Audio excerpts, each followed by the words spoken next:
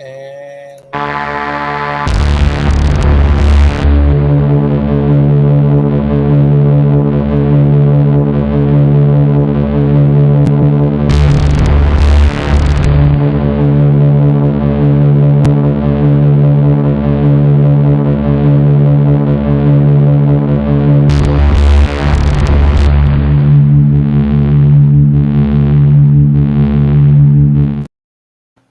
welcome back, everybody. We are live again. It's Tuesday night, so it's time for Southern Discomfort. And I'm your host with the ghost, the paranormal pastor, Ezekiel Kincade. I've got Dustin here behind the scenes with me. So he'll be popping in and out. But we're gonna wait and give everybody a chance to hop on chat and tell us hello before we get into tonight's lineup. yeah, there was two people in earlier, and this morning they said good morning, the chairman and defrauding. But there's Maureen. Maureen is in here. Welcome, Maureen. Hello, hello. Hello. Thank you for joining. And Zeke's just waiting for a few more people to come on in, and yep, and then we'll tell you what's going to be happening tonight. Going to be a good show. As always. And I know Myers last night, they said that they would be in. Okay. And I need to swing over here to get it shared out to Yeah, Myers is usually pretty consistent with popping in. Maureen says, thank you, no problem. She's excited. All right.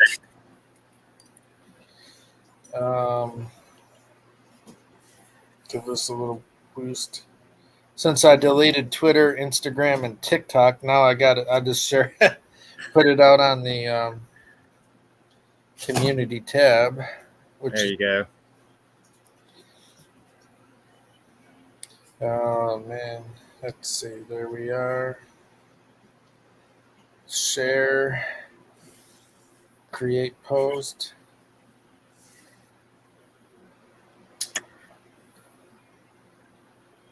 There we go. Yeah, I shared it out on Facebook. I didn't get a chance yet to put it on Instagram or Twitter. All righty. Hey, defrauding. Hello. Thank you for being here. Defrauding is back. Hello. Thanks for popping in, hanging out with us.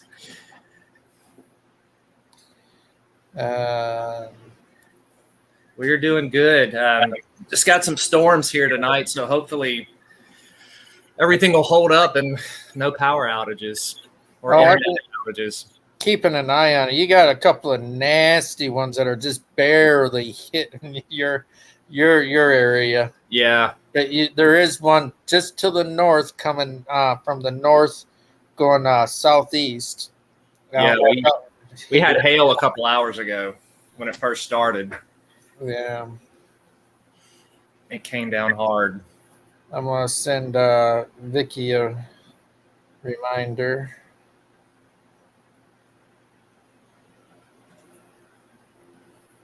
Yo baby and Vickie were on last night, and they were real good. I just let them run the show. Everyone was interacting awesome with them. Sit back and watch it happen. Yeah, and nothing makes me happier too than seeing that. Got Theo with me tonight. There we go. She's got to make her appearance. And Maureen said storms will just make the conversation more energized. There you go. Yep. And I don't know if Maureen, I hope I'm saying Maureen. I don't know. Sometimes I struggle with words.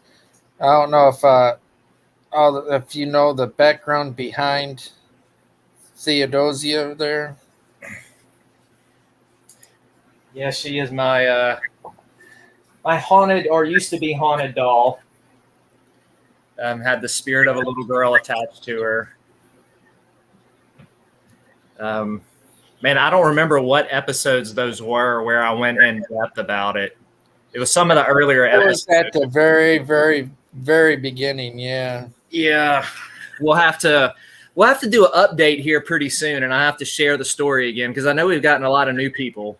Yeah.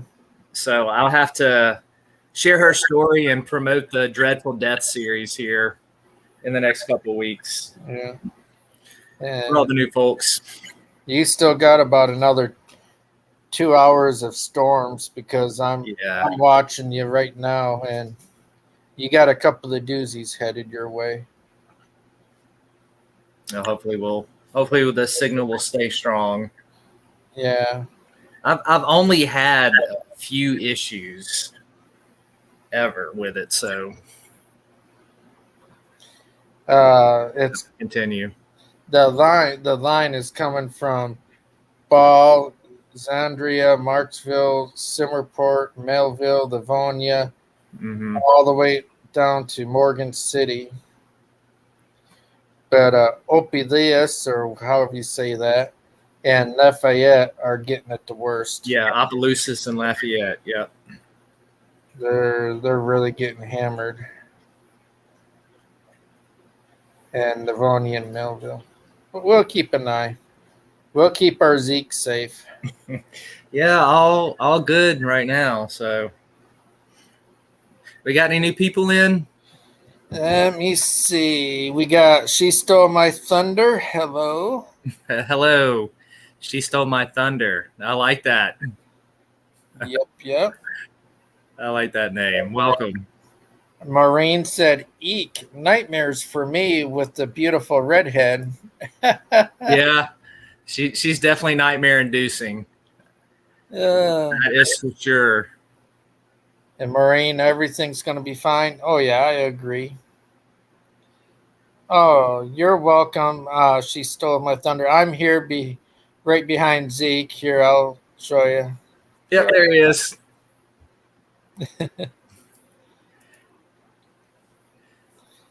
So, just trying to, let me see. I wonder, I bet you there's other people that they usually kind of come in after other people's streams. They start mingling in. There's 4. We're up to 4. Yep.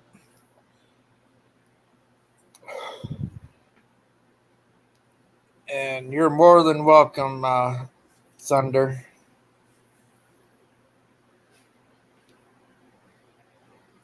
Oh, let me tell. I can message a few people. Let's see.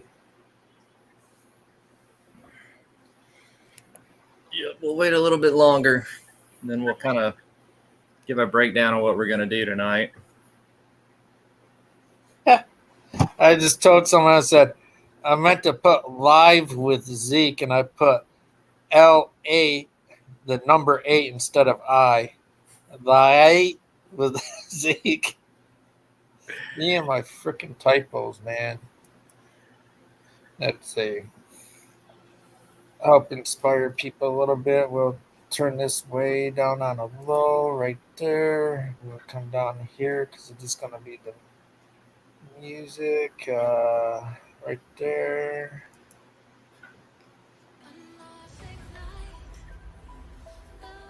There we go.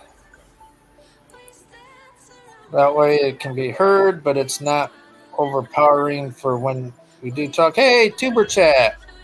Who we got? Tuber Chat. All right. He helps other channels grow, and he has a wheel that he'll spin, and go check it out. So you go to his stream, you're at least going to get one view that day, and other people can see what you're all about. And thank you. He's a good guy. He's a real good guy. Actually, I'm going to I'm very picky on who I make as even a standard moderator. But there we go. And PW is in. And there's Paranormal Search. Make sure you all connect with him. Hello, PW. And Paranormal Search is Brandon and I will be on his channel tomorrow night with him. All right. So he does paranormal too. He don't fake shit, and it's legit, like we are. Excellent. Always good to have good people. That's for sure. It is, and and we really support the honest paranormal. Yep. Yeah. Yep. You drop your link in there, G. Everyone calls him G. Letter G. And PW says, yes, I am here. Sorry, I'm late. Hi, Pastor Zeke and the king. I'm far from a king. I'm more like a vagabond.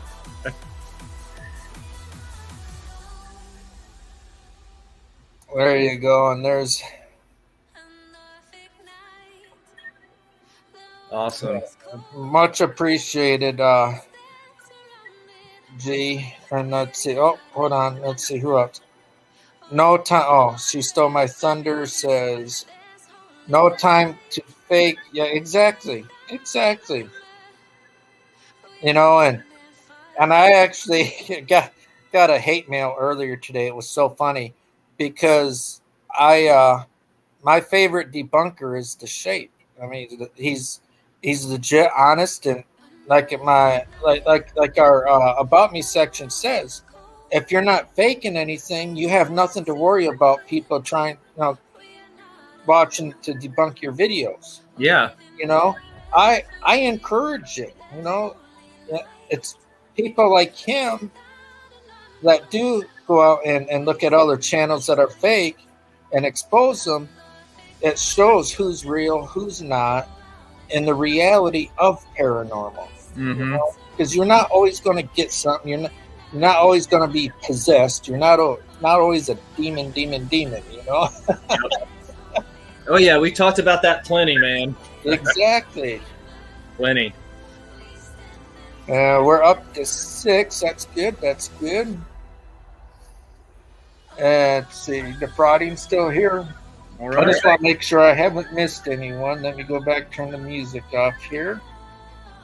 I just did that. I hope everyone that was listening and waiting, give them a little something to listen to. So we got She Stole My Thunder, PW. Oh, and Triple X lady just come in. That is, well, I don't know if she wants me to say her name or not, but we all know her. She's a very loyal supporter, and we all love her. Awesome. She just had issues with email or something. And so got Triple X, Maureen, PW, Defrauding. She Stole My Thunder. G, Tuber Chat. And I think that's it for right now. We got a few that are lurking. There's Sonic Grace. She's saying, or he. Is that a guy? I don't know. Sonic Grace is saying, hey, dudes. Hey, Sonic. Well, man, we'll go ahead and get geared up here. Yeah, we're up to 8 now, so it's starting to climb up. All right, so just kind of give everybody a little rundown of what we're going to do tonight. I know for the past month, I have been just blasting y'all on Tuesday nights and with Sunday's edition, going through the book of Enoch. I've been blasting you with a lot of theological information. And so we're going to kind of switch gears a little bit tonight at the beginning of the show. And for those of y'all who joined us very early on, right when I was getting involved in Dustin's channel, we did a horror reading on Tuesday nights where I would read some of my stuff. So we're going to go back to that. Tonight I'm going to be reading some excerpts of some of my writings that you can pick up. I had a new book drop on the 7th, The Adventures of Johnny Walker Ranger Demon Slayer Volume 2. It is a horror comedy in the vein of Evil Dead, Army of Darkness. So if you like horror comedy, Bruce Campbell style, you'll love this. I did some readings of the first one way back when. The paperback will be up on Amazon in the next couple days. So keep a lookout for that. I'll also be reading some of my Southern Discomfort issues that I write for Godless. I do a monthly series that has the same title as the show you're watching right now. So Southern Discomfort is not only what we do on YouTube, it's also a monthly story magazine, whatever you want to call it. It's a monthly release on Godless that I do exclusively for them. That's just, it's all horror related. You're going to get something different every single month. So I'll be reading you the latest of that one as well. And then if we have time, we'll probably jump into a little bit of a theological discussion. I know we've been looking at the topic of Satan and rethinking how we see him in light of the biblical text in the Old Testament, some of the stuff that was written during the time period of the between the Old and New Testament and then the New Testament. So we may pick up on that tonight, but we'll definitely continue it next week. Just kind of wanted to give everybody a little bit of a mental breather, especially since we're going to be picking back up Sunday again with the Book of Enoch. So that's what you can expect from tonight. So I guess, Dustin, we have to decide whether we want to start off with Johnny doing something funny or something serious. What do you vote? What do I vote? Let's see. Well, you already know how I'm thinking, so I'm going to keep it fair. And you've got, we'll do one or two. They can put one or two in the chat. So one will be what for, because let them interact and see. So put a 1 if you want to hear a funny, or put 2 if you want more of a hardcore, like serious horror story. Yeah. So put a 1 for humor or funny, and 2 for hardcore horror story. And you'll get both of them. It just depends on which one you want to hear first. Yeah. Which one you want to start the mood with? I like them both, but my favorite would be number 2. Yeah, defrauding, saying 2. Who else? PW and Maureen saying 2. So there's 2 2s. PW and Sonic. Katrina. She stole my thunder saying 1 1 1 1 1 1. It's just to make others laugh. Okay, so she's saying, I think she's saying 1 also. So it's pretty much almost a tie. We need one more. One more vote. One more vote. He's going to be the tiebreaker. We got an even number of people in chat. We got 10, yeah. Oh, well. And it's 5 and 5 right now? Well, 2 people said 1 and 2 people said 2, I think. Okay, I'm going to do the tiebreak. Oh, hold on. Tiff. Oh, hello, Tiff. So 2. It's going to be the horror, hardcore horror. Hardcore horror. All right, we're going to start off. Now, this story takes place in the Theodosia universe. So There's this entity called the tetramet that used to be the guardian cherub in the Garden of Eden, who is now fallen and demonic. And I have a whole universe of stories and books that center around him. And Theodosia, the ghost of the little girl, plays into that universe.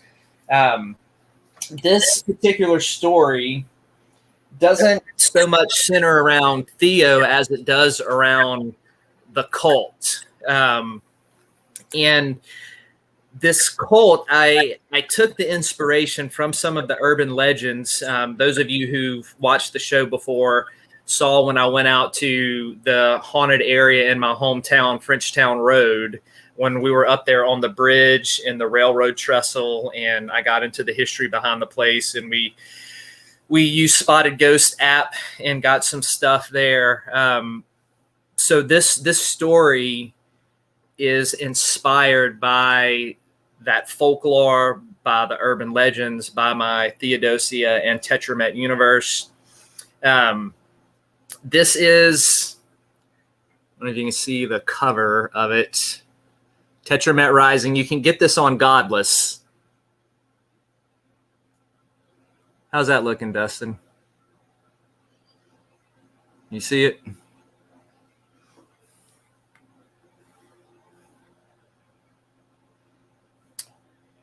So that is it.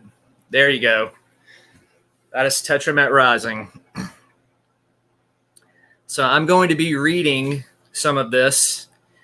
And Dustin, you can either flash that up as I'm reading or leave me up on the screen, whatever you want to do. So Tetramet Rising by Ezekiel Kincade. Central Louisiana, 1993. The scratching of my match broke the night's silence. It crackled across the matchbook like the smooth melody of jazz. The sound was calming and comforting to my ears. The licking flame chased away the darkness from my face, and the smoke arose as mist escaping from a crypt. The only other illumination came from a gray streetlight towering above me. I cupped my hands around the match and married it to the end of the cigarette dangling from my lips. I inhaled its goodness, held the smoke in my lungs, then exhaled. A few seconds later, I felt the beginning of rain tap on the shoulder of my black trench coat. Rain, I mumbled through my cigarette and shook the match out. All it does is fucking rain. It was one hell of a humid summer down here in Baton Rouge. The rain made it even worse. The end of July was approaching, and the rain kept coming. But enough about the weather. There's more important things to do than bitch about the rain. It was 2:30 a.m. on a Wednesday, and I was trying to track down a pregnant lady. Shouldn't be hard, right? I mean, it wasn't like third trimester pregnant women were very inconspicuous, unless they were lard asses. But this one wasn't. She was a young girl, skinny with petite features. I'd been a detective coming up on 30 years, so picking out people from the crowd should be old hat, so they say. I did most of my stint for the Ascension Parish Sheriff's Office. 6 years ago, I got transferred to East Baton Rouge Sheriff's Office. I finally got sick of the 45-minute drive from my house out in Central. 6 years ago. Impeccable timing, really. 6 years ago, things changed. I'd been on the job for 5 months when my teenage son and his friends got butchered in a cult slaying at the end of Frenchtown Road in Central. I wanted that case. Man, how I wanted to catch the bastards who did it. The department didn't allow me on the case for obvious reasons. We never caught the assholes, so here I am now, hunting for a pregnant lady. What did she have to do with this story? Let me start from when shit got weird. I lived in a shithole apartment near downtown. When Mike died, I couldn't live in Central anymore. Too many memories. So I moved out this way. His mother left us a long time ago, back when I still worked for Ascension Parish. The cheating bitch never showed her face except when she found out the news of Mike's death. My complex stood as 3 stories of dilapidated goodness.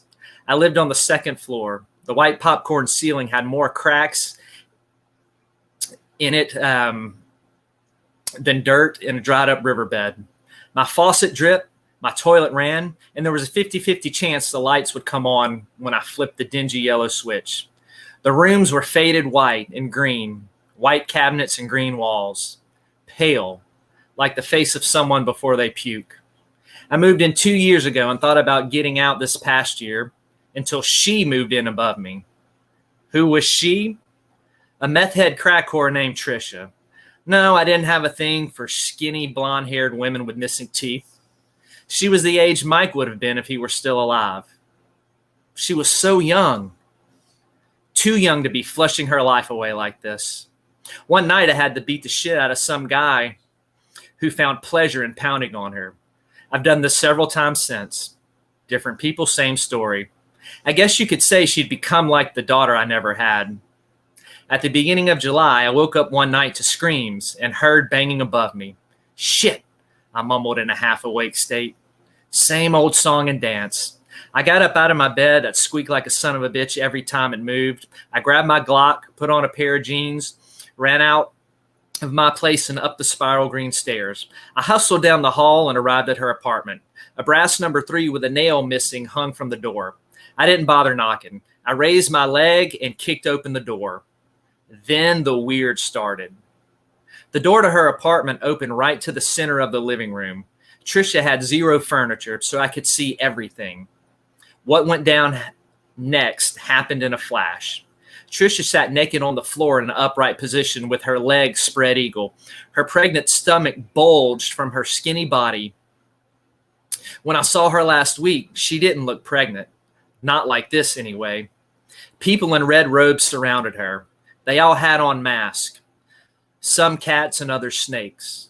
A man adorned in a black robe knelt at Trisha's bent knees. Instead of a mask, he wore a massive black goat head. A real fucking goat head. I barged through in time to see the blood shoot out from Trisha's vagina like someone spraying a fire extinguisher. She let out the most god-awful scream I'd ever heard. She huffed a few times, then pushed. A pink forked tongue flickered from between her legs.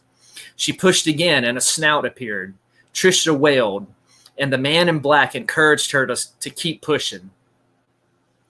A snake head, a viper head to be more precise, bigger than a football emerged. As it wiggled and slithered out, the serpent split her all the way down to her butthole. The screams continue in waves as the snake glided out. Covered in Trisha's blood, it wormed across the carpet, leaving crimson divots. The snake finished its exit, and the man in black, along with 3 others in red robes, hoisted it up. The snake looked about 20 feet long and was thick as a tree. What I witnessed had me so out of sorts, I forgot to be aware of my surroundings. Someone got me from behind and smacked me over the head with something. Before I passed out, I saw the markings on Trisha's belly. I'll never forget, because the same markings have been carved into the bodies of my son and his friends. When I came to, I lay face down on Trisha's living room floor. My head pounded like a bass riff at a Pink Floyd concert. I lifted my face off the floor and looked forward. I could see a massive blood stain on the grubby white carpet. I then remembered what happened. I pushed myself up and wobbled to my feet. I rubbed my temples with my fingers and called out, "Trisha! Trisha, you here?" I glanced out the window. The sun peeked through the faded yellow blinds. The bright light was like a bomb going off in my head. Ah, damn! I winced and closed my eyes. "Back here," she whispered. I staggered across the living room and into Trisha's bedroom. She laid there in the bed, pillows behind her back, propping her up. A pink blanket covered her from the waist down, and she wore a faded white t-shirt 3 sizes too big. Her thin blonde hair was all out of sorts, and her bloodshot eyes were sunken into her face. If death could take a shit, I'm sure it would look like Trisha. When she saw me come in, she tried to sit upright. The iron headboard banged against the wall, and some of the flaking blue paint rubbed off and fell to the floor. She grimaced in pain. "Easy there, kiddo." I sat at the foot of the bed and placed my hand on her knee. I could feel the grime on the blanket. It probably hasn't been washed, ever. A glass of water rested on the nightstand. The circle top of the stand, now faded, had once been a dark oak color. I could see smudges on the glass where her lips had been. Trisha tried to reach for the glass. "Hold on, I'll get it." I leaned over, grabbed the glass, and handed it to her. She grasped it with both hands and took light sips. I could hear the swish of the water as it went down her throat, followed by breaths of pleasure as relief filled her parched mouth. Trisha pulled the glass away from her lips. I'm guessing, she let out a couple of shaky sighs. I'm guessing you have some questions for me, detective. I rubbed the golf ball-sized knot on the back of my head. Yeah, I got a few. She held the glass against her flat chest, still cupping it with both hands. You weren't supposed to see what you saw. The only reason you're still alive is because you're a cop.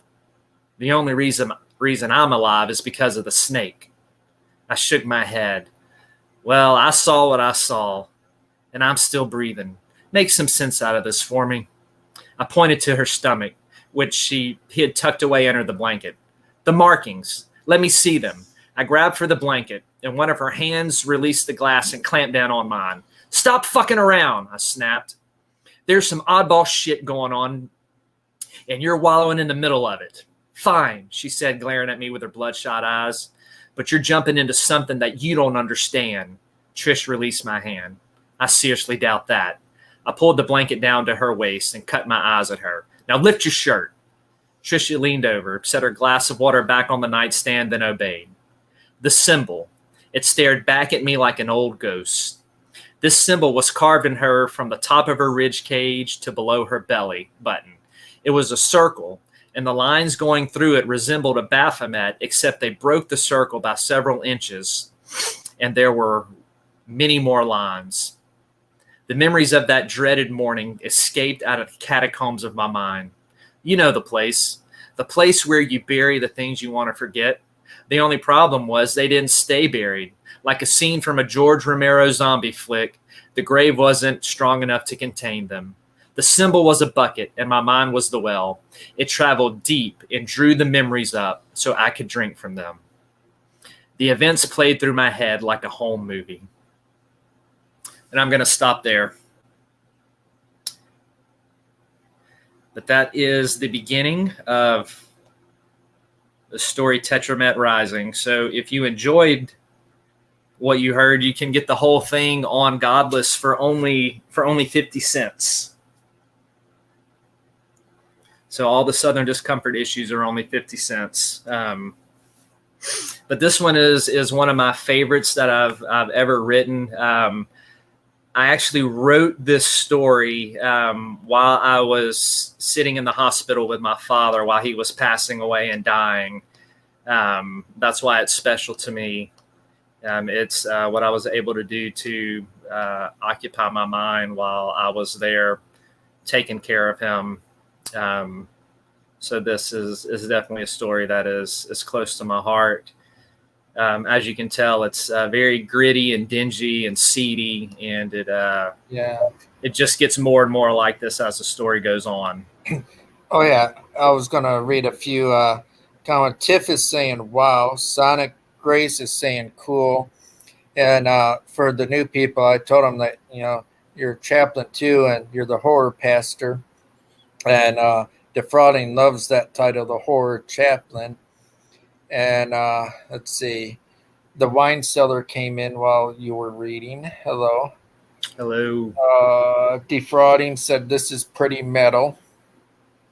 And now, just to make sure that, and also that the artwork is exceptional. And Tiff saying you wrote that. Yeah, there's a link in the description where all his books are. Like you said, 50 cents for the ones that are on, was it T-Square or whatever that is? And then, on Godless, the Southern Discomfort, the Southern Discomfort on Godless is a good, cheap way to get introduced to my writing. All the stories on there are only 50 cents, and they're all longer stories, so you get a good bang for your pennies. Yeah, they're like this. The Tetramet Rising story is about 10,000 words long, so that's like novelette size. Yeah. So for 50 cents, you get that. And to make sure I got the next picture in line correct, I'm going to show it real quick. Is this what you're going to be doing? Yep, okay. That is the man there. This is the funny one. I was telling people as you were reading what this. it's more humorous. I guess you can tell them a little bit what inspired you to do the humor, Johnny Walker. Yeah, that is volume 2. I have volume 1 right here. I'll show you a picture of it. So this is volume 1. The first book is actually on sale on Amazon right now for like $9.10. So it's almost 40% off. So you can grab this one while it's on sale. The ebook version is also on Godless for only 99 cents right now. I have it on sale. So on sale for Amazon if you're just a paperback person and that's all you read. I've got it on sale on Amazon for just like $9.10. And then ebook people, you don't have to pay the $5 that it is on Kindle. You can go to Godless right now and get it for only 99 cents. And I know Zeke won't mind because this other writer that you're asking about defrauding, he's a real cool guy. I actually am a member of his channel because he does his in an ASMR style, and he's really good. His name is Scullys, the author that reads to you, and he does it in an ASMR style. And I believe that's the one that you're talking about. His link is in the description too. Very cool. I have to send that to you too, Z, because he likes your content too. I get a lot of good compliments from him about you. Yeah, I definitely want to see that. But yeah, Johnny Walker Ranger Demon Slayer was the first one, and the character was birthed out of my love for Bruce Campbell movies, especially the Ash William characters. So all of you horror fans, you know, of the Evil Dead movies and Army of Darkness. So I was always a huge Ash Williams fan. And I wanted to kind of do something that was a tribute to him, but also something that was original all on its own. Something that was also kind of a throwback nod to 80s horror, but also kind of do it within the context and the culture that I was raised, which was the Deep South. So I came up with this alcoholic redneck named Johnny Walker Ranger Demon Slayer, and he forms a demon killing team called the Bruce Campbells. And it's full of emo kids and rednecks and Johnny's best friend, who is a Jamaican. And they set out to fight demons. The only problem is there aren't possessed people, so they have to come up with a way to get people possessed first so that they can fight demons. And they discover that the way that they can make a demon actually physically manifest when it comes out of a person is through electrocution. So they get people possessed, they electrocute them to make the demon come out in physical form and then kill the demons. And with something that ridiculous, you can imagine how many things just go wrong throughout the whole story. So it is a horror comedy. It's way more funny than scary, but it is also extremely violent, over the top gore and blood, what you would expect from a B type of horror movie. So I wanted to give you a taste of the second one and give you a taste of Johnny's character. He is very offensive, so don't take him seriously. He's meant to be. He is a sarcastic redneck. And I'm going to give you a chapter here just so you can kind of get to know Johnny. You're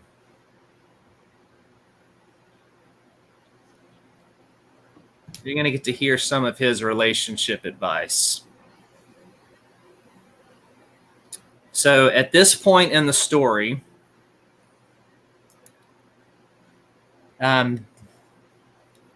Johnny is engaged to his sweetheart, Sam, and they're planning a wedding and are going to get married. And there's already been a demon outbreak that Johnny has had to fight. I'm not going to give that part away.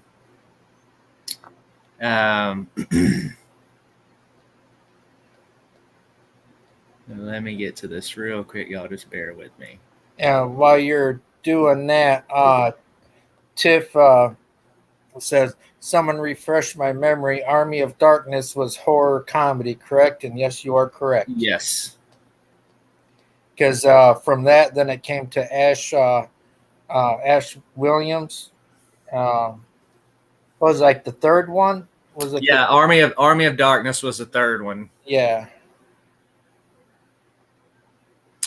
All right. So we're really switching gears here. Okay, this is something totally different.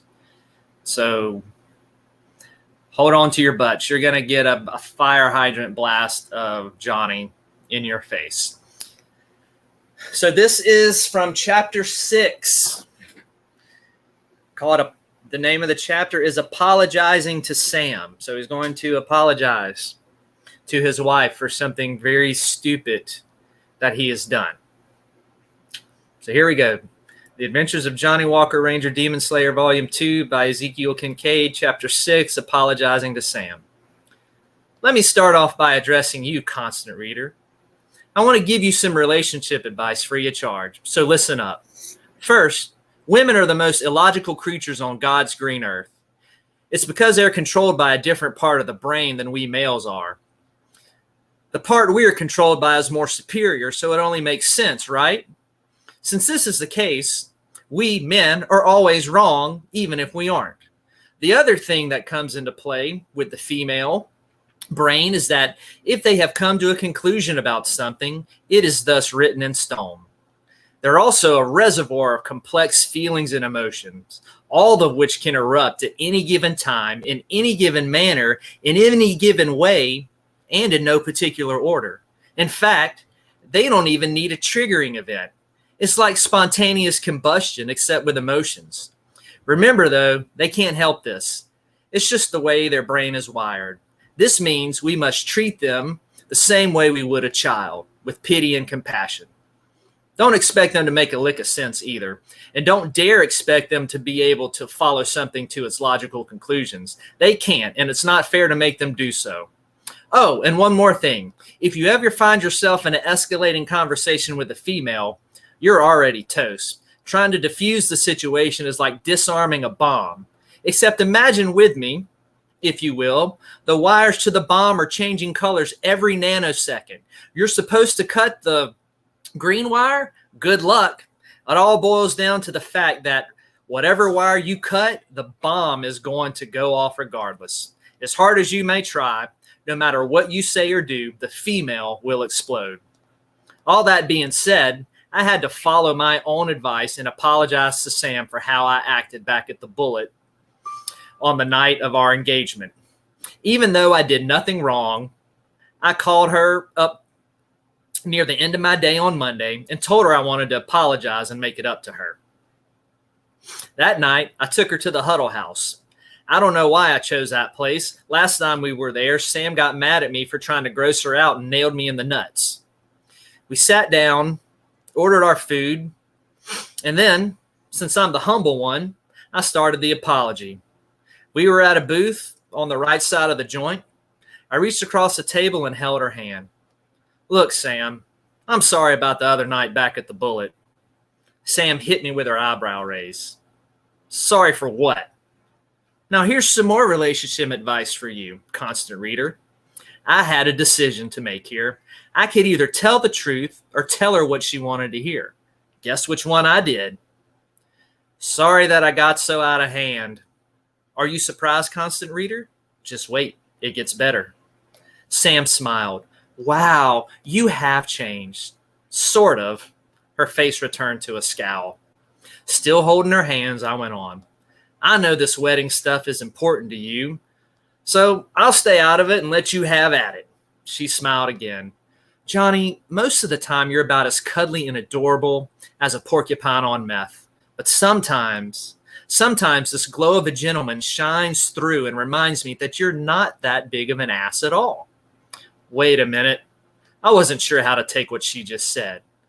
See, this is the other thing about women. When they compliment you, there's always a jab to it, an accolade with an underhanded bite. Confusion rippled across my face.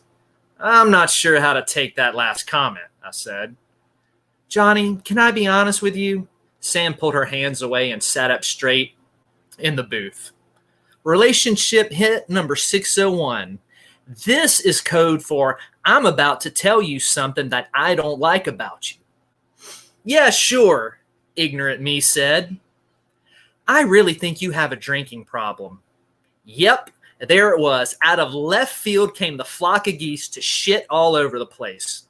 I didn't have a clue as to why she would think I had a drinking problem. I tilted my head, looked at her like she'd gone AWOL. I don't have a clue as to why you would think that I have a drinking problem.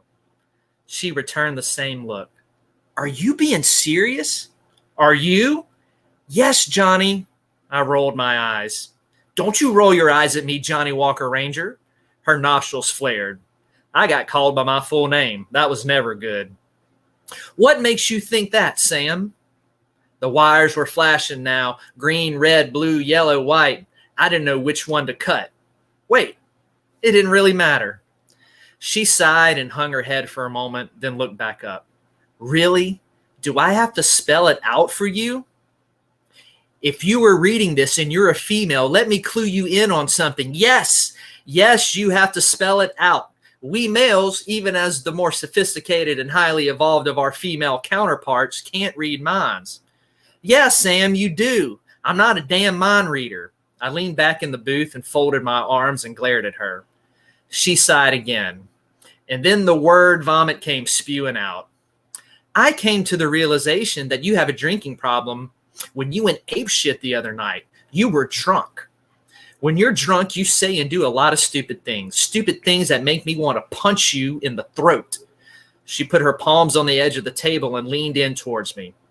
I was so pissed at how you acted the other night. You ruined a great night. I had fun with you at Monster Jam. The engagement was awesome. It really was. But then we got back to the bullet, and you started hammering down one drink after another, and you transformed into a giant kaiju-sized asshole. She pushed herself back in the seat and folded her arms. It's the alcohol, Johnny. You need to detox. I was at the pivotal fork in the road again. I could either tell Sam the truth or tell her what she wanted to hear. Can you guess what happened? I uncrossed my arms and placed them on the table. Before I could respond, the waitress brought us our food. This gave me a moment to contemplate my answer and make damn sure I really wanted to go this route. After the waitress finished delivering our food, I gave my response. Sam, I'm about to make a logical argument. Now, I know female brains aren't wired to follow logic, but I want you to try and keep up with me. Can you do that? She turned her lips down. Her nostrils flared. Her eyes got as big as the plates in front of us, and her face shot red like a thermometer. She gripped her Dr. Pepper, and her hands trembled, spilling some over the side. You better tread lightly, Johnny.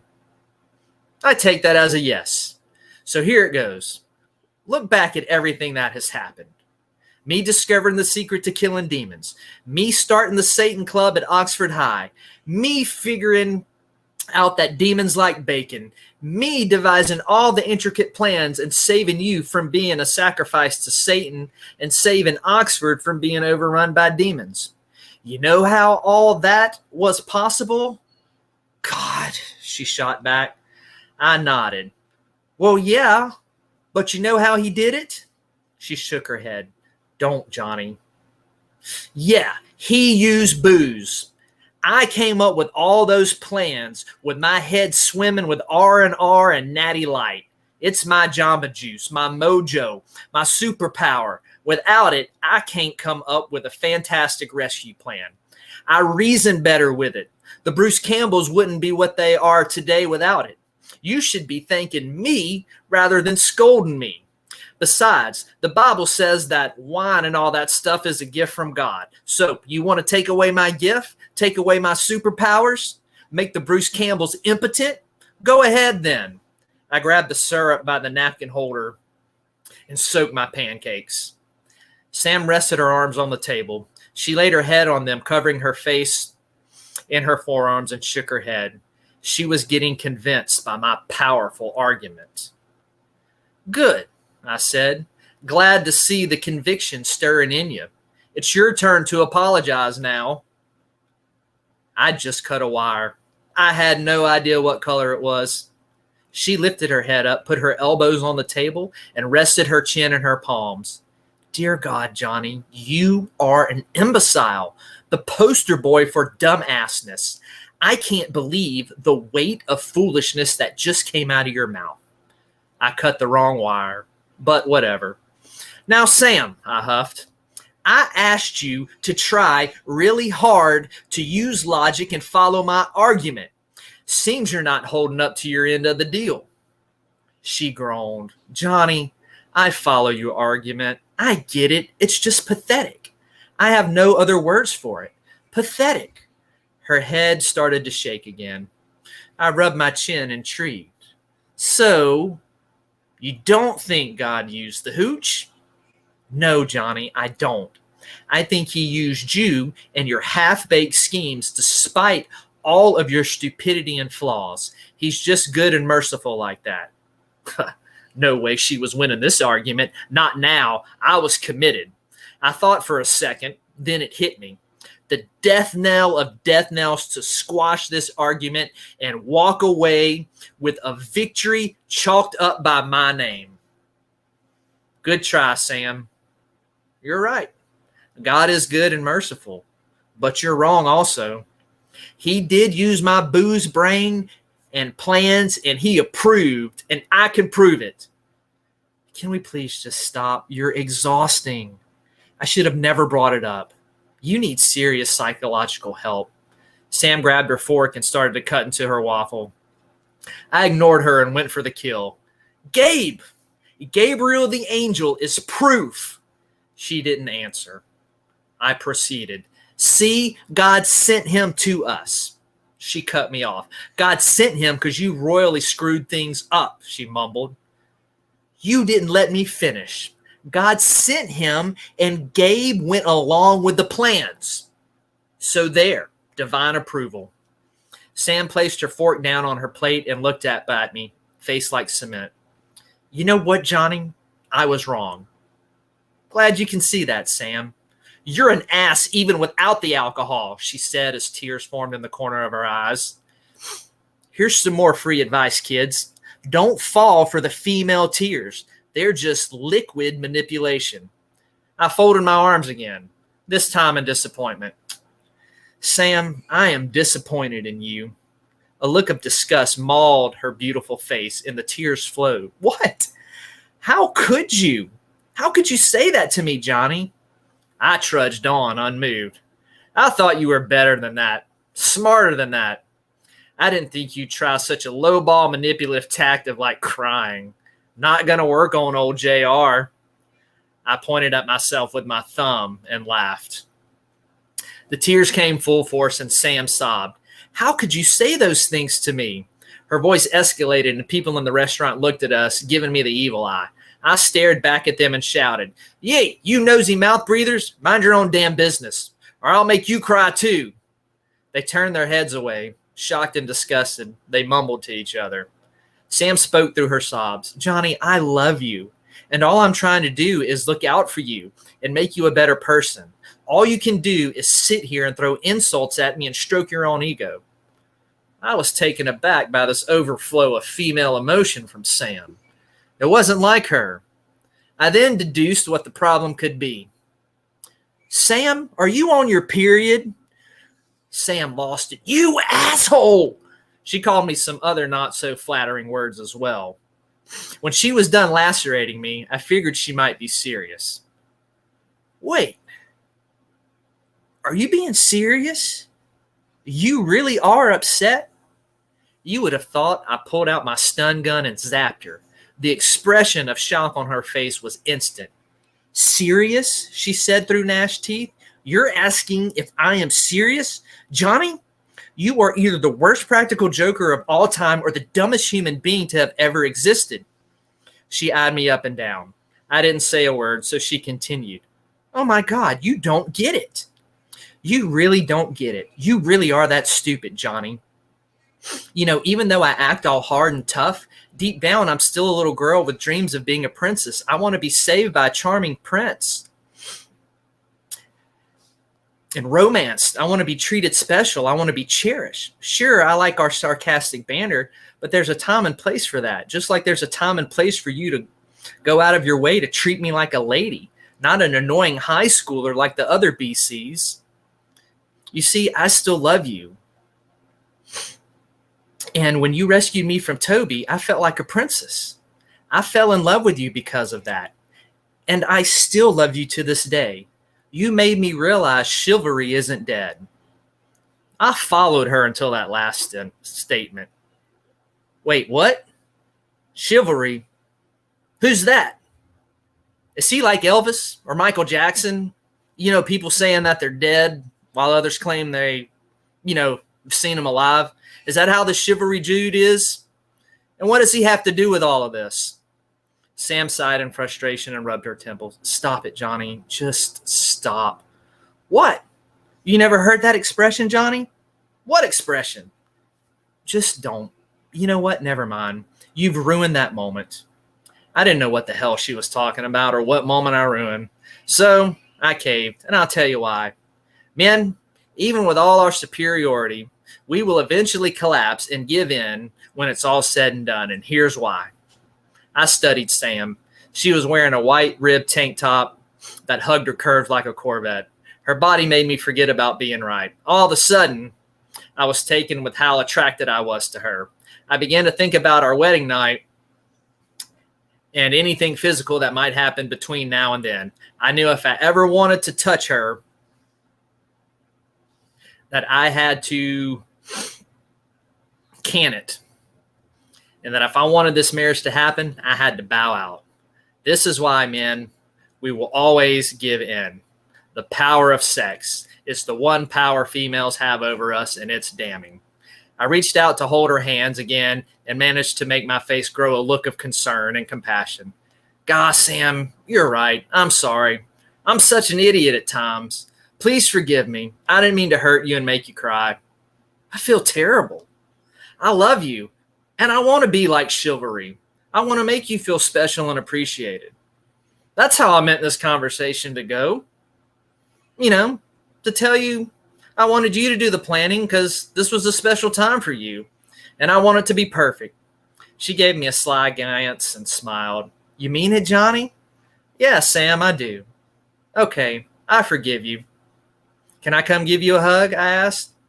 She nodded, so I slipped out my side of the booth and into hers. We embraced. Johnny, I still love you, even though you can be such a stubborn ass, she said, and wiped her tears. I know you do, Sam. I'll try not to be that way.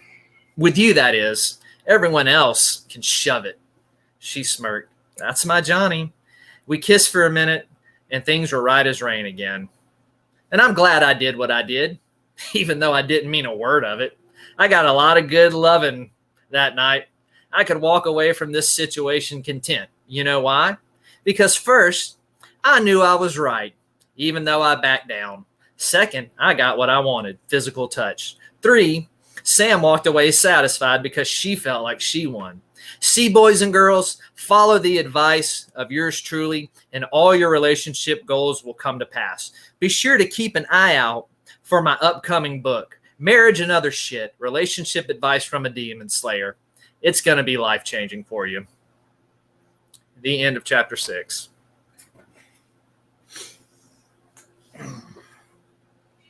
All right. That's awesome. And I just dropped your Amazon link with all of your books available on Amazon. Plus, I put your Godless link in there also. Thanks, buddy. You're welcome. And that way people, if they want to start off with the first book of Johnny Walker, which I do recommend, it's awesome. I have it and I love it. It's one of my favorite ones besides the horror ones. But I'm gonna get you updated with the comments real quick. And hello, Slimlet. Thank you for joining. Let me scroll up here to the top. Where'd we leave off? And Vickie's here. Hey, Vicky. Oh, excuse me. Let's see. We were all laughing about the cuddly porcupine on meth. And Sonic says, dude, you're a great writer. Thank you. Let's see. Okay, go down, I think. Okay, great writer. Vicky says, yes, you are awesome.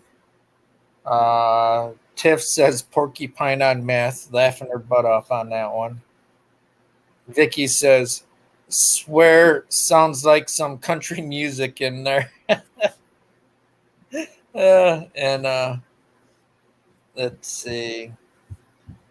And Tiff says, that's why they ate at the Huddle House. The greasy food soak up that alcohol. Yes.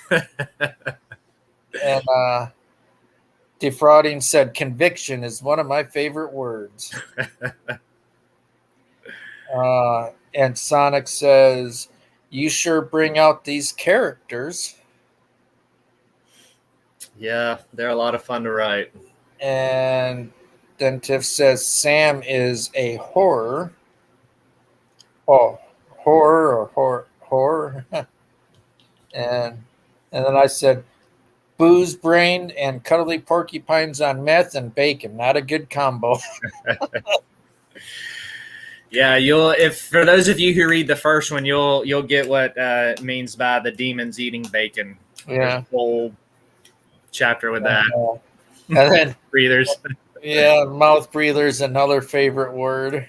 Yeah, you're gonna come across a lot of funny insults in Johnny. Johnny breaks the fourth wall. He's kind of like Deadpool. He talks to the reader. So he'll actually insult you some as you're reading the book. And yes, you found a group that love horror. Hang with us. Yep. There's a lot of it here, that's for sure. And then I did a thank you on behalf of all of us. On behalf of all of us here at the PPR family, thank you for your viewing support, and thank you, PW, for being an epic mod. Yep. Vicky said, exactly, PPR. We love PW and appreciate all who come in chat, participate with us. Yes, we do. And then there's your links. And then let's see. Vicky says, great job, Zeke. I'm catching up now. Slim says, hi, everybody. Okay. What rethinking Satan mean? Slim is asking that. So, yes, we are in the middle of doing a long trek of theological study on supernatural beings. And we've kind of been camping out in the Old Testament and talking about the different words for different entities in there. And we've also been talking about the development of the idea of Satan as the chief arch nemesis of God. And we've been going through the Old Testament. And what we've talked about in the past and last week is how Satan as a proper name is nowhere found in the Old Testament. They don't have this concept of a Satan figure, that every time the word is used, it is used as a title, or it's used as someone who is just an opposer or an accuser. And the Israelites didn't have this concept of an arch enemy of God in the Old Testament. And we also looked at the serpent story in Genesis 2, And we talked about how they wouldn't have understood that as a Satan figure either, about how the serpent was more of a chaos figure in the ancient Near East setting, and how they would have seen this snake as something that was coming in just to cause disorder in God's order. And then tonight, we were going to look at certain passages. I see Tiff's comment up there. Are Satan and Lucifer the same being? That's what we were going to kind of touch base on tonight, and to look at how this idea, the name of Lucifer, is not found anywhere in the original languages. There are two texts that are used to kind of perpetuate this idea in traditional Christianity. The idea has spread that Satan was originally this anointed cherub that was in heaven and led the worship, and pride was in his heart, and he was condemned and cast out of heaven. And that idea is taken from passages in Isaiah 14 and Ezekiel 28. And what we're going to look at in these passages is that there is nothing in these passages that link Satan to them, that they're not referring to the fall of Satan. There's nothing in here that mentions a Satan figure, and there's nothing in here that links it to the serpent in the Garden of Eden. And the question that Tiff brought up about Lucifer and Satan, Lucifer is actually a mistranslation of a phrase, or excuse me, it's a translation of a Latin translation of a phrase in the Hebrew Bible of Isaiah 14, where Lucifer means in the Latin son of morning, or the morning star. But that name is not in the Hebrew text. And what we'll see, this phrase in Isaiah, scholars don't know who this, it's a Hallel verb and a Hallel phrase, and they don't know who this is actually referring to. There's nothing that it links to anywhere in the Old Testament. There's nothing that they can find in any other writings in Jewish tradition that they would know what this kind of son of the morning or the morning star is. So Lucifer is just a Latin phrase, a Latin translation of a Hebrew phrase from Isaiah 14. So technically, Lucifer isn't even a name that we should use for Satan. Like, if we're going to be sticklers to the text, Lucifer is not a name that we should attribute to the chief Satan character that we see in the New Testament. But right now, we're just focusing on the Old Testament to show that there is no type of head Satan figure that is mentioned in the Old Testament. So we've gone through and we've talked about the section in Job where the Satan is part of, he's this divine council member. It's a title, it's a role that he is fulfilled, that this angel is fulfilling. It's not Satan himself, but he's an accuser and getting God to try to test Job. Other places we looked in the Old Testament, it's kind of used as the same way. So there's no instance where Satan is used as a title. So we're going to look at Isaiah 14 here just for a second. I don't know if we'll have time to get into the portion of Ezekiel. It just depends, but we're definitely going to look at Isaiah Isaiah 14. So if you're wanting to know exactly where this is that I'm reading from, it's Isaiah 14, verses 12 through 15. It says, "How you are fallen from heaven, O day star, son of dawn." So that's the Hebrew phrase there that in Latin is translated Lucifer. "How you were cut down to the ground, you who laid the nations low. You said in your heart, I will ascend to heaven above the stars of God. I will set my throne on high. I will sit on the mount of assembly in the far reaches of the north. I will ascend above the heights of the cloud. I will make myself like the Most High." Hold on, y'all. My cat's scratching at the door. Let me let him know. Yep. All right, and while you're doing that, let me go. Slim Lit saying the Old Testament calls him Beast or Swain, Swain. I would say there's no Satan figure in the Old Testament. There's no arch nemesis. What we see in the Old Testament rather is kind of what we've been looking at in the book of Enoch. We see this fall of the watchers of a group of angels in Genesis 6. Thank you, Defrauding.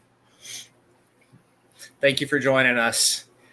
We see this angelic rebellion in Genesis 6. We also see something that's connected with that in the book of Deuteronomy, the sons of God that are supposed to rule over the nations. They were these ruling angels. Psalm 84 talks about their judgment because they did not rule well. So we don't have this one Satan figure. It's not till we get to the book of Enoch, what we're studying on Sundays. So what we're doing on Tuesday nights and Sundays kind of go together. We're in the Old Testament right now. Book of Enoch on Sunday nights. This is later than the Old Testament. This was written from 300 BC to about 100 AD is when all the pieces of the book of Enoch were together. And it's that time period called either the intertestamental period or Second Temple Judaism, where the idea of a Satan figure starts to develop as this one person who is an arch nemesis of God. And when you study the writings, it is very, very muddled. You can see the beginnings of this type of head honcho of evil spirits. Like the book of Enoch, you have two. You have Samyaza and Azazel that are both kind of jockeying for power, and then Azazel just gets lifted up and treated as the one from what the book of Enoch says that all sin came from. And so he's kind of treated as the arch nemesis, as a sort of Satan figure in the book of Enoch. But even in Enoch, you can still see the very beginnings of development. While they associate Azazel as the head of the fallen angels, they associate another one of these fallen angels with the serpent in the garden. So they've kind of taken the serpent as one fallen angel and the head arch nemesis as another fallen angel. In the New Testament time period, those get conflated into the Satan as we know him today. So this development is very tricky and it's very muddled. And that's because in the intertestamental period, they are drawing off of the Old Testament and they're trying to make sense of what is there. And because there's no clear Satan figure, they start kind of playing fast and loose with some of the text here and start kind of coming up with their own theological developments later on down the road.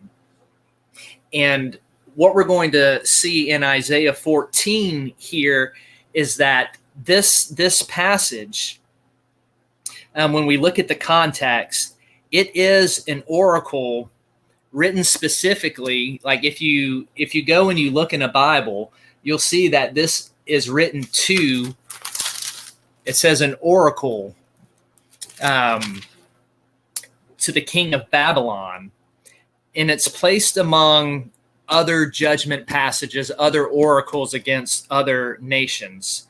So we have to ask here, is there any clues in the text that demand that we kind of go away from the literal historical meaning and jump into trying to make this a figurative approach and make it apply to some angelic being? Is there any way that we need to take this out of context and not understand it in its historical way? And there's nothing in there that tells us that we should lift it up out of the context. So what we see is that this exalted type of language, this oracle, is against the king of Babylon, and it's a taunt, and it's anticipating this king's downfall. And it leads to verses 12 through 15, what we read, that's describing his demise in spite of his aspirations for divine authority and rule. The other thing to note in this is that in the ancient Near East, kings often saw themselves as godlike. So such an inference here in the text of comparing the king to this kind of lofty divine being is not far-fetched. Like, this is how the kings kind of thought of themselves. And so it's further proof that this passage is not talking about some angelic being, some Satan figure, but it's talking about the king of Babylon, because he thought of himself as a god, as this exalted figure. And like I said, this phrase here where it says, "Oh, son of the," let me make sure I read it right. "Oh, day star, son of dawn." Scholars have no clue who this is referring to. They can't find any other wording like it. So they don't know who this day star, this son of the morning, is. The other thing about this passage and it being connected to the kings and being understood in a historical context is that you see a lot of people throughout church history understood it in this historical context, especially some of, I don't know how familiar any of you are with church history, but as you know, Catholics and Protestants are two separate Christian faiths. And what happened is during the Catholic rule, you had what was called the Protestant Reformation with Martin Luther, John Calvin, Ulrich Zwingli, and they kind of broke away from the Catholic Church. And the Reformers, as they called them in their theological tradition, they were big on this text being historical and not referring to any type of Satan figure at all. So they really pushed against that interpretation that had been kind of handed down throughout the Catholic Church. Here's what I wrote. I wanted to read y'all this in my notes because this gets into the whole Lucifer thing. I just want to read it word for word. I have a bunch of articles written on this stuff, and I need to post them on my blog for y'all. I know I did that when we were talking about ghosts and demons in the past. I put some stuff on my Southern Discomfort blog. So I'm going to have to go and put some of these articles I've written up there so you can go back and read them because it has a lot of more in-depth information. But I wanted to read this here. Hi, Mr. Bean. And bear with me. I just lost my place because I got... I Okay. got a question up there for when you're done too. When you're done. Okay. All right. Yeah. Okay. So talking about the Satan interpretation and this being attributed, Isaiah 14 being attributed to Satan, I wrote another contributing factor to the popularity of this interpretation was Jerome's Latin Vulgate.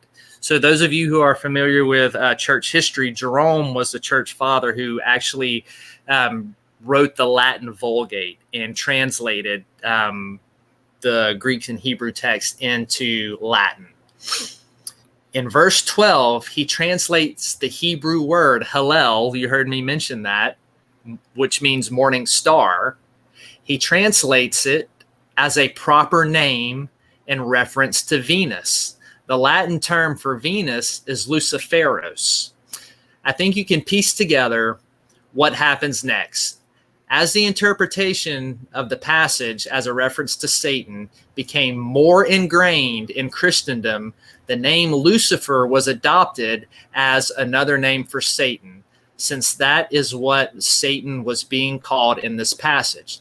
By the time the 16th and 17th centuries came around, which was when all the major English translations were being printed, the interpretation of Lucifer as Satan was so commonplace that it was retained in all translations, even the King James Version. So that's a little church history for you and how this name and this concept of Lucifer being a proper name. So it's not a proper name in the Hebrew text. It's Hallel, it's a morning star. And Jerome translates it as a proper name into Latin. And then that got associated with Satan. Lucifer became his name. And it was so ingrained at that time, by the time all the English translations went into print, that's what it was automatically translated as, was Lucifer.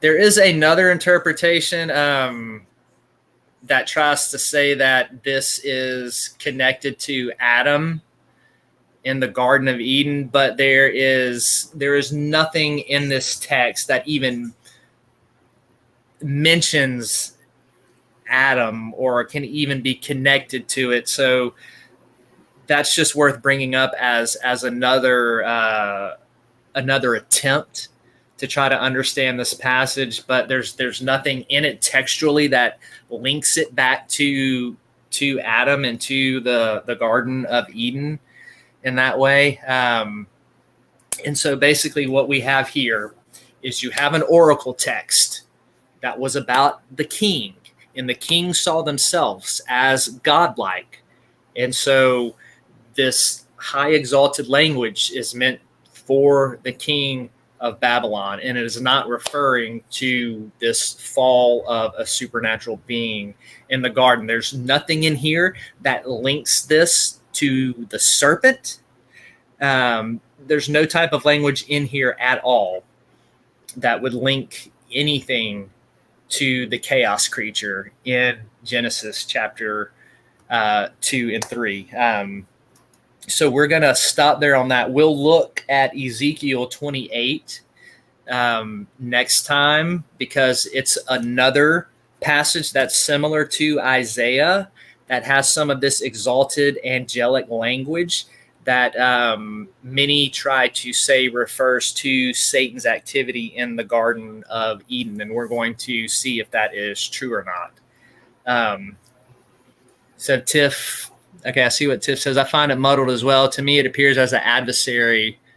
Yes, the word Satan all throughout the Old Testament is used as some type of adversary, as an opponent, as an accuser. The Hebrew word takes on that broad type of understanding of somebody who is opposing and in conflict.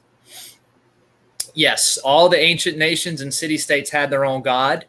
And this is what Deuteronomy 32 talks about, is that the sons of God, the divine council, Yahweh had his divine council. These were the highest ranking supernatural beings in Scripture. They were meant to have ruling authority, and they were to govern the nations. And what we see in Psalm 84 is that a lot of these sons of God did not rule well, and they were judged for it. So we have two judgments in the Scripture on the sons of God. You have the sons of God of the divine council that came down in Genesis 6 and went after the daughters of men. The book of Enoch talks about their judgment and rebellion. And then you have a judgment in Psalm 84 that talks about these sons of God who were supposed to rule the nations according to Deuteronomy 32. And they did not rule well, so they were cast down in judgment there. So we'll get into, and all of this stems from the sons of God and the word for God and God's Elohim, and how contextually we're to understand that in Hebrew. And there's a lot that goes into it. And we're going to talk about that word Elohim again on Sunday in the book of Enoch. We're going to kind of jump back to that because there's some stuff we're going to look at in the book of Genesis again that relates to some of the judgment passages that we're going to be reading in Enoch that is passed on to the Watchers and Azazel. So that's going to be really, really cool. And it's going to kind of highlight and go back to some of the stuff that we have already talked about. PW, we were talking about Satan. we were talking about Isaiah chapter 14 and how that Isaiah 14 and Ezekiel 28 are used as passages of Scripture that try to talk about how Satan was this ruling cherub in the Garden of Eden.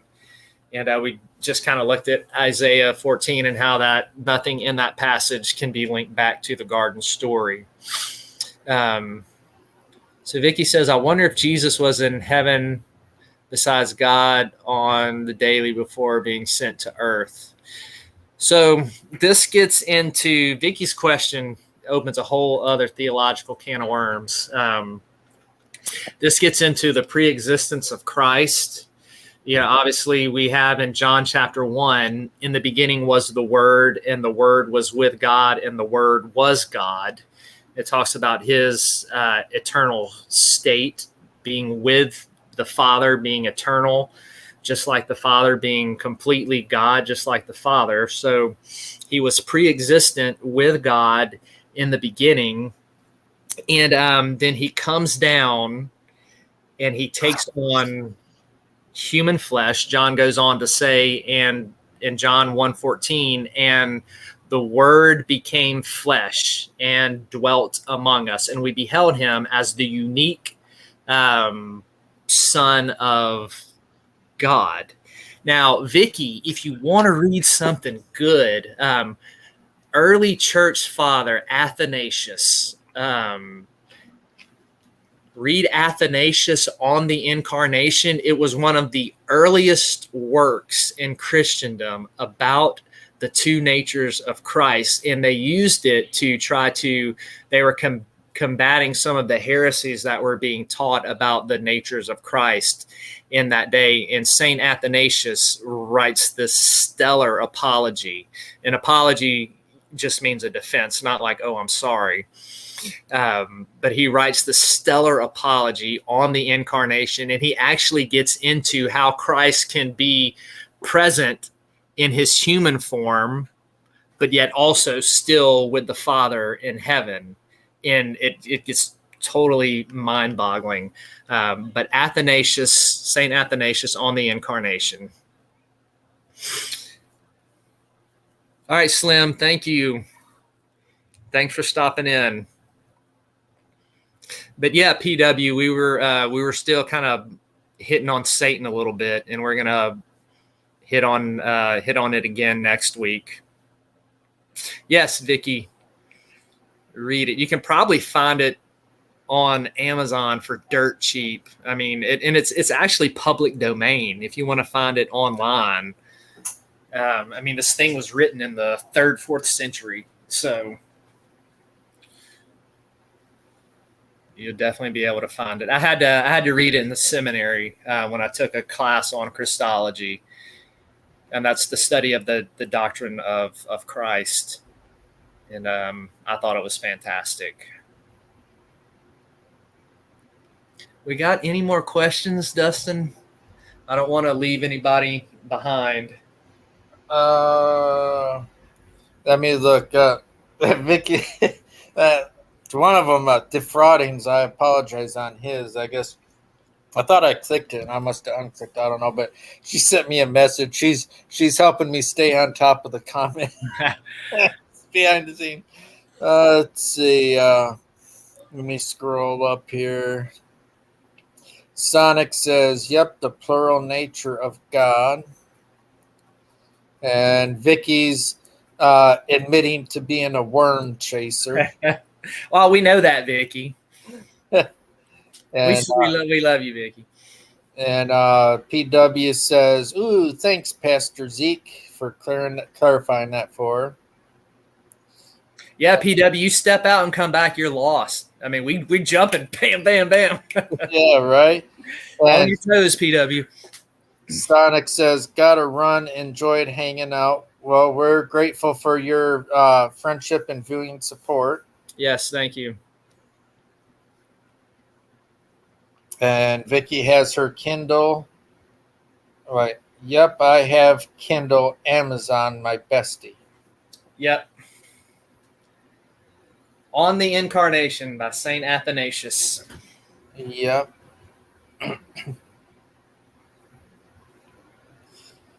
Yep. And we had a couple of new people come in tonight, so that's great. That is really, really great. Yeah. Yeah, man. I had fun. Got to read some stories and talk theology. I'd say that's a good night. Yeah. We had another dedicated supporter and friend watching, was lurking, but I got a message, and she really, really enjoyed it, and she's laughing over Johnny Walker. He's just man, Johnny, to this day, all right, Johnny is my favorite thing to write because it makes me laugh so hard.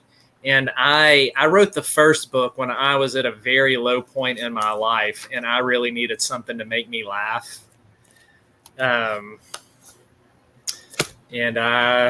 Johnny was it, man. And so every time I need to be in a good mood, I just go, I'll write some Johnny short stories or whatever. He puts me in a good mood because he makes me laugh so much. And Defrauding did a heck of a nice compliment there for all of us. I'm grateful for that. Humble. Oh, thank you. Yeah. Yeah. And that's for you, Vicky, Yo Baby, everyone for it's all of us. The whole crew, man. Yeah.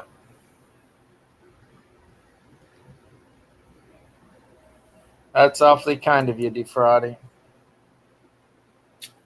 Well, just to remind everybody, we'll have the Sunday shots back at 8 Eastern, 7 Central, going through the book of Enoch. Sunday. Again, on Sunday. Sunday. So we will be picking that back up. Indeed, we will. Looking forward to that again. And I know he's getting ready to end it here. So all of you remember, we do a very inspirational video with a song that we put together, which is inspired by Yo Baby when she went through the tornado there in Mississippi, about never giving up and holding your head high and everything. So we kind of started a tradition for anybody that's going through a hard time, and I've actually I wouldn't call them hate mail, but I've actually got a few emails on a couple of times when we didn't play it, and people are like, well, why didn't you play that at the end? So they expect it now. They like it so much it uplifts them. Play it, Dustin. Yep. And so we're gonna play that when he does his final cue of goodbye or whatever it is. Yeah, I'm getting that. Yeah, some of y'all may have noticed the purple hair. I dyed my hair purple with my daughter. She and I did a thing together. So I got the purple streaks for her.